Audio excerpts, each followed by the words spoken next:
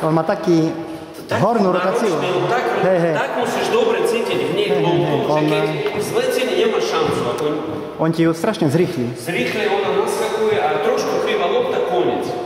Vieš, ešte 3 lopty všetky také jak vajce. Náročné, nenormálne. Necítiš loptu, nemáš šancu.